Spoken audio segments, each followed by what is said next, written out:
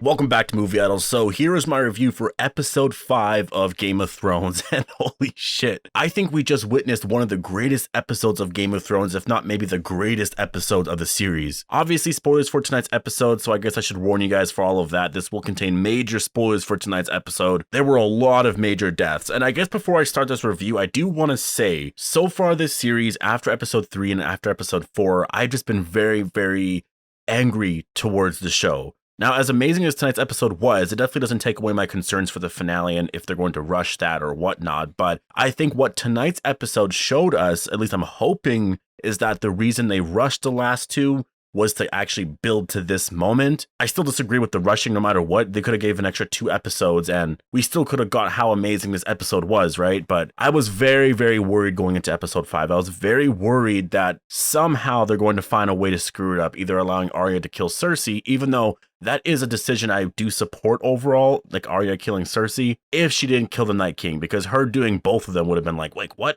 But tonight's episode was absolutely fantastic. Just visually was a big one. I was not expecting that. Like Clegane Bowl, wow. Visually, it felt like I was watching something from like God of War, like the video game, or like Dark Souls. Like it was like, are we watching Game of Thrones still? It just felt so epic. It felt like what the ending to the series was supposed to be. I was really just thinking throughout this entire episode, like, we're seeing the destruction of King's Landing. That's crazy. I kept thinking back to season 1. You know, like when I was first of all seeing Arya dressed up like this knight or this assassin or whatever she is, you know, helping out these people, running around throughout all the ashes and the fire.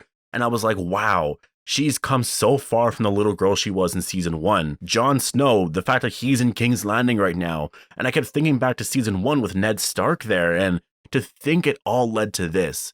And I was not disappointed. I really wasn't. I wanted something with this final battle. I wanted something that when Dany and them got the throne, or when Dany attacks King's Landing, like when she actually does it and there's a fight that happens in King's Landing, I wanted it exactly like how this episode turned out. I was absolutely not disappointed. I think, worried. I think I might have mentioned it in my episode 3 or 4 review, but I was really worried with how they were trying to turn Dany into this villain. I don't know if they were going in that direction. I was a little worried about it. And I do think Missandei's death happening in episode 4 was sort of forced in there in order for Dany to be like this, especially Rhaegal's death.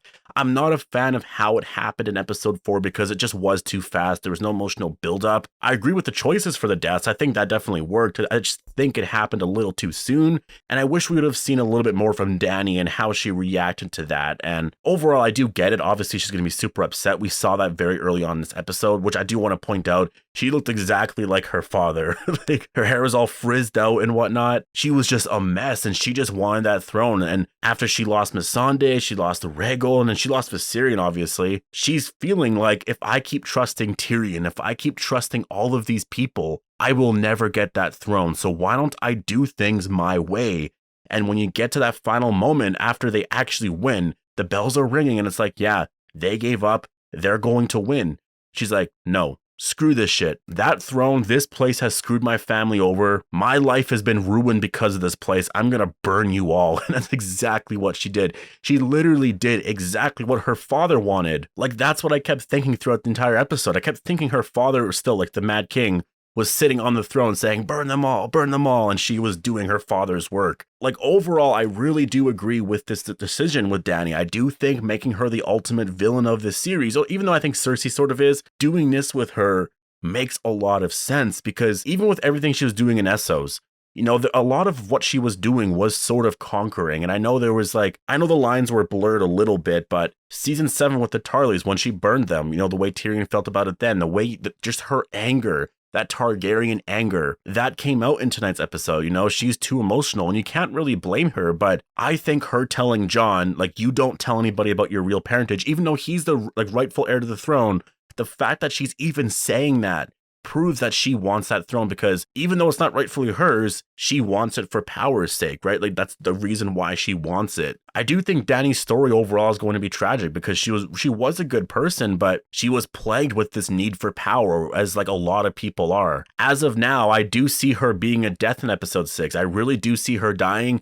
And my prediction right now is that Jon Snow is going to kill her. There's supposed to be something tragic or bittersweet or whatnot about these final moment or this series, and I feel like that's exactly what it's going to be. which, I mean, I guess I'm hoping so anyways, because it could relate to Azor Ahai in some way where he killed his wife in order to forge his Lightbringer. I know it's not exactly the same, but there could be something there, right? Varys' death, I think, if anything, is kind of my only complaint about the episode. It's not really a complaint. I shouldn't even label it a complaint. It's not really a complaint at all.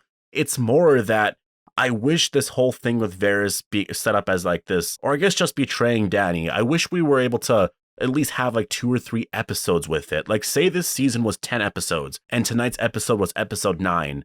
I wish that Varys' betrayal or whatnot, and the scenes he had with Tyrion was introduced in, say, episode 6. And this way we got some time to build with that. That is something Game of Thrones always usually does. Like, they'll introduce something in, say, in episode 4, but they'll wrap it up in episode 7 or something. Like, I keep thinking of Tyrion's trial. Tyrion got arrested in some episode, and a few episodes later, they actually dealt with that, right? But the scene itself and everything I absolutely love. Tyrion, everybody saying goodbye. Tyrion even admitting, like, yeah, I sold you out. I absolutely love all of that. I was never really connected to Varys as a character. Honestly, I never liked him until maybe a few seasons ago, like 2 seasons ago, maybe. I thought of him as an equal to Littlefinger because I just didn't understand what their motives were back in the day. So that's why I overall don't really care about his death, but I do understand the impact because Varys is a pretty big character and he couldn't outsmart Tyrion and Dany, right? Also, Jon basically broke up with Dany in tonight's episode. I think that really was their final scene together. I think Dany was like, all I have is, like, when I'm here in Westeros, all I have is fear. And Jon was like, yeah, you're right, and walked out the door. Honestly, I just don't see where else this goes. I just think Jon's going to kill Dany. I literally don't see where else this is going to go. There's no way Jon's going to save her or something like that. Like, she wants that throne way too much. I just don't see it at all. I think Jon's going to kill her. I don't even know how. I have no idea how. I guess he could proclaim that he is Aegon Targaryen, the rightful heir to the Iron Throne.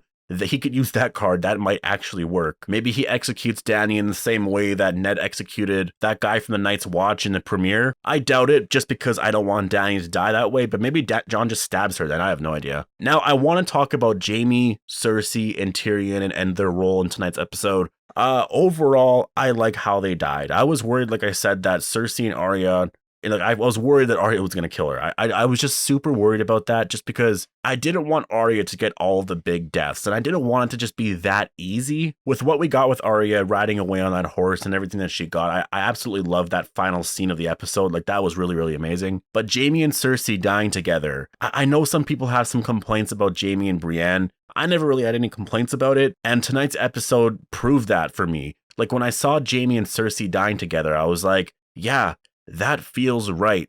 That really does just feel right. Seeing them together, Cersei breaking down and crying, saying, I don't want to die, I don't want to die. I actually felt very bad for Cersei. And I hate Cersei. A lot of people hate Cersei, but I actually felt very, very bad for her. And I'm thinking about all the things that she's done, but like in that moment, I think it's just hard because you see them both together. She's carrying a child, and it's just like, that's just sad. You know what I mean? That's tragic. And I do think that's what George R. R. Martin was talking about this ending being very bittersweet. Like, Cersei's dying, a lot of people are going to be happy about that, but Jaime's dying. We don't want that. And Cersei's baby, or both their baby, is dying, and that's going to affect Tyrion a lot. Like, Tyrion, when he finds out that Dany killed Jaime, Cersei, and the baby, I think Tyrion, I really do. That's why I see Dany dying. I don't think Tyrion, Jon, Davos, Arya, they're not going to stand for this. They can't do that. The people aren't going to support this mad queen. They just can't. I'm really worried Tyrion's going to die now. I don't see Jon dying. I just don't see him dying in the finale. But with Tyrion, I'm a little worried. The final moments between Tyrion and Jaime, I mean, it felt right. And when I was watching that scene, I just couldn't help but think like, wow, as if we're actually at this moment right now, as if we're actually at the end of Game of Thrones. This is what it all came down to. It's really amazing. And their final scene was one of my favorite scenes of them. Tyrion said, if it weren't for you, I never would have survived my childhood. Bringing everything back full circle. Tyrion is the last Lannister alive. Tywin's gone, Jaime's gone, Cersei's gone now. Tyrion survived them all. It's just such a crazy story, which brings me to the Jaime and Euron fight, which I absolutely loved. All of the action in tonight's episode was amazing. The stuff with Jaime and Euron, with Clegane Bowl, wow. I do like how Jaime died, that the entire like roof and the building collapsed on them. I'm happy that it wasn't Euron's wound that killed Jaime. Like Euron kept saying, oh, I killed Jaime Lannister before he died. It probably would have led to his death most likely, but I'm glad it actually didn't technically kill him, right? As for the entire war in general and how it happened and the taking of it was super easy. And I was just very happy to see that, because I've been saying for a very long time now, if Dany chooses to go after King's Landing with her dragons, it should happen very, very easily. Everyone kept hyping up the Golden Company, and I was wondering, maybe there could be something more to that. But I mean, first of all, they didn't bring the elephants, so that was a big teller there. But I'm really happy with how it turned out, with Drogon completely surprising them, destroying the Iron Fleet, doing exactly what happened there. When Dany attacked King's Landing, it should have been this easy. And that really was one of my worries, is that if it was going to be that easy, then just hopefully they don't rush it, and they didn't. I mean, the actual war stuff, the fighting stuff happened so fast, and for the rest of the last hour of it was just focused on the destruction of King's Landing. I mean, Dany burnt that entire place down. Holy crap. You saw all the wildfire go off, which I'm imagining it was just going off because Drogon was setting everything off, which if that is the case, I'm really happy with, because that is something I would have nitpicked in this review. I would have been like, wait, what about the wildfire? Was it all used up? Why didn't any of it go off? But overall, tonight's episode was just, it's breathtaking. I'm absolutely, after I'm done my review and my trailer breakdown for the season 8 finale, I'm going to rewatch tonight's episode. It was just that good. I couldn't believe what I was seeing. I couldn't believe that I was seeing the actual destruction of King's Landing and the way that it was happening. Like I said, the cinematography, the visuals, they were saving the budget for this episode. They really were.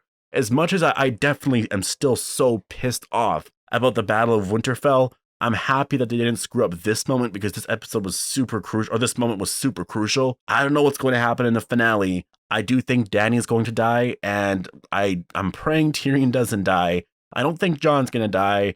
As for the other characters, I mean, obviously Sansa's going to come back, Bran's going to come back. I don't think any of them, for sure, I don't think any of them are going to be obviously in King's Landing, because Dany is probably going to start a war with them, because Sansa's not going to want to bend the knee, right? So there's a lot of questions I have there, but I'm going to talk about that all in my trailer breakdown. So if you want that, just make sure to subscribe. But post your thoughts down below. What did you guys think of tonight's episode of Game of Thrones? Personally, for me, it was the best episode of the season by far. As for the series, I mean, that really depends, because if you take an episode like The Red Wedding, that was very emotional. There's other moments, it could be better in different ways. In terms of the actual battle, though, and just epicness, this beats, I think, any episode by far, even better than Hardhome, in my opinion. But post your thoughts down below. Hope you guys all enjoyed the video. Remember to stay tuned for my episode 6 trailer breakdown coming out within the hour, and I'll see you then.